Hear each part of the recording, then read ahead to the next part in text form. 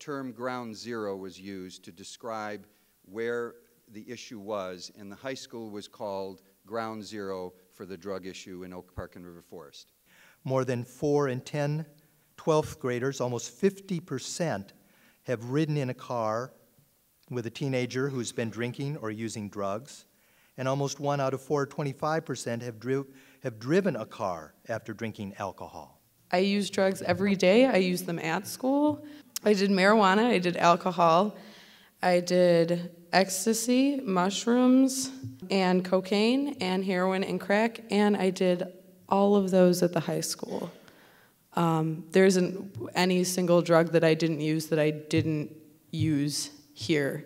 In 2005-2006, I had 121 students walk through my door. So far, as of the end of April, I've had 209 referrals.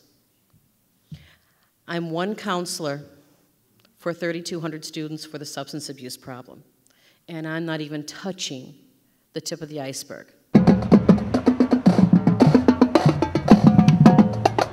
You may want to use police dogs in that show for the first couple because you're making a statement as a community that this is not tolerated in our school. For years, we did finger pointing. It was the parents' problem, it was the school's problem, the police should be fixing the problem, and really the whole problem of kids and substance abuse belongs to all of us.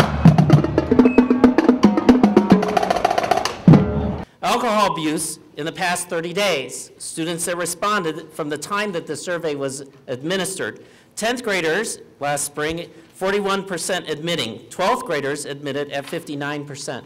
So I think when you hear these numbers, you do realize that we do have a serious issue. We do have drug testing here at the school for suspicion.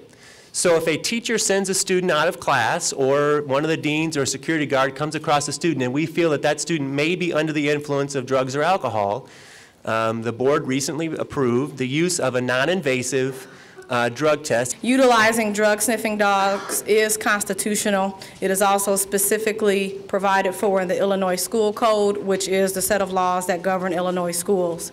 In our school district specifically, we also already have a board policy in place that would allow us to conduct this type of school search.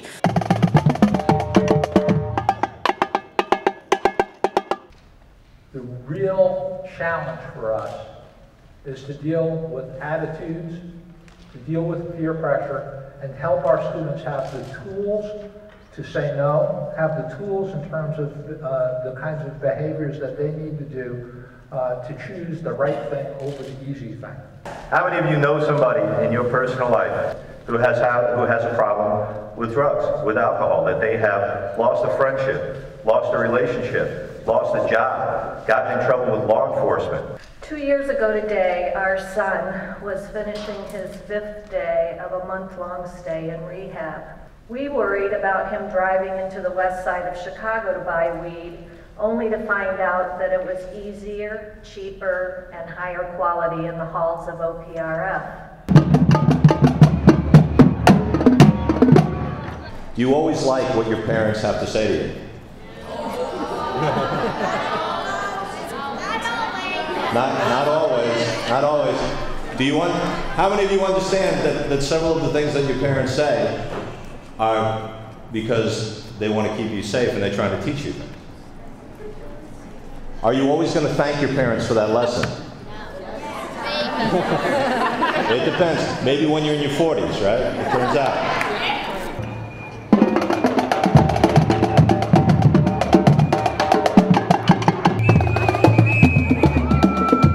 Thank you all for coming. Thank you all for coming. Thank you all for coming. We are the community that it takes to address the issue of substance abuse with young people, with families, and with adults. That's what we're talking about.